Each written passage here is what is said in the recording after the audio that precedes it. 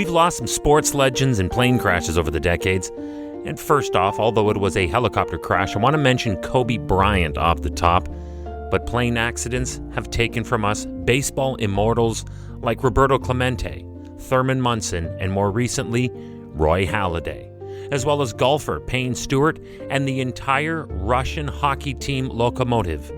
There have been so many, too many to list them all here. Hi, I'm Chris May, writer, producer, and host of This Day in Weather History from the Weather Network in Canada. Today, we remember the tragic loss of NASCAR champion and team owner Alan Kulwicki.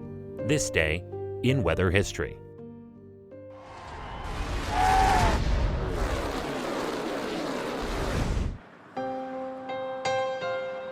It's been an unbelievable shock. I mean, this is the second day now after it's happened. Sun came out. I mean, made everything feel a little better around here. But, I mean, yesterday, boy, I tell you, it was a bad deal. And it's going to be bad for a long time. Whatever went wrong apparently happened fast.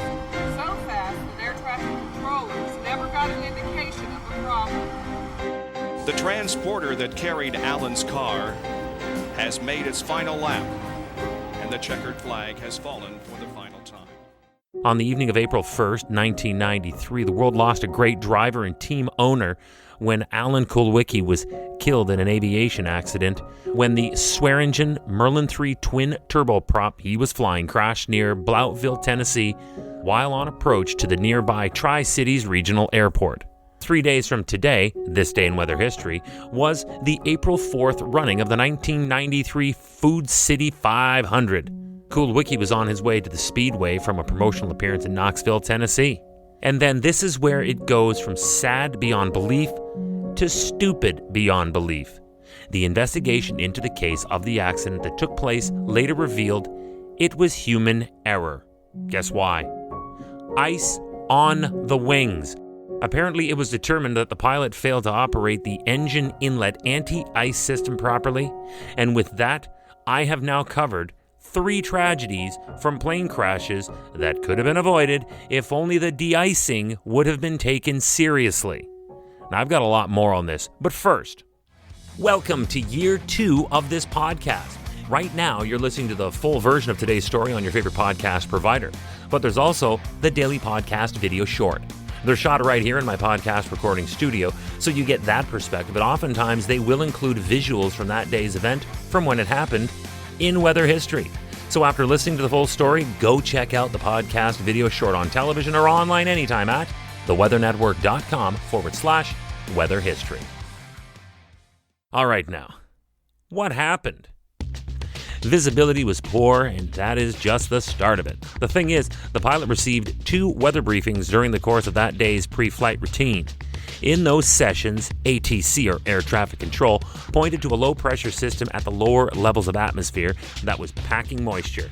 The temperature at that altitude was supportive of freezing, so the officers alerted the pilot of the distinct possibility of icing on the wings during flight. In the airspace over the flight path, this is exactly what unfolded. The observation station at Nashville, Tennessee was the closest site to the Tri-City Airport, and it was reporting a freezing level of less than 1,200 meters or around 4,000 feet. Furthermore, the cloud base climbed from 1,200 meters to higher than 5,000 meters. There was definitely some turbulence in there with updraft in this towering cloud deck. The ice formed and froze, but the pilot failed to compensate and the plane crashed, killing everyone on board. Alan Dennis Kulwicki, who was also known by his peers as Special K and Polish Prince, was not just the driver, he was also the team owner. Kulwicki won at the 1992 Winston Cup Championship, and the headlines the next day was all about how that was the closest margin of victory in NASCAR history. Since all of that, he's gone on to be inducted into numerous racing halls of fame, along with being recognized as one of NASCAR's all-time 50 greatest drivers. Lost too soon, this day in weather history. As long as racing continues and as long as men seek and find the American dream, we will always remember Alan Kulwicki. Hey, do you like the podcast? We'd love to hear from you. If you have an idea, go right now to wherever you're listening to me and rate us if you would, please. It's on a 5-star system, and we would love as many stars as you can afford. So rate us, but then also review us. This way we can always stay on top of how you'd like to see the show evolve. Then remember to subscribe to this podcast. Click the subscribe or follow button right there on the very same podcast homepage you're listening on. You'll be immediately reminded that the next day is ready to listen to, and you also have access to every episode in the archives. It dates back to June 1st of 2020, so there is a lot that we got to get caught up on this day in weather history. Tomorrow is April 2nd, and with spring in the air, we turn our attention back again to the terrible tornado.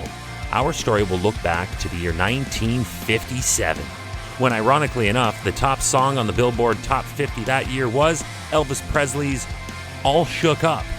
Are you catching the parallel? Because that's what befell the people of Dallas, Texas in the throes of a powerful tornado. On this day in weather history with me, your host, Chris May.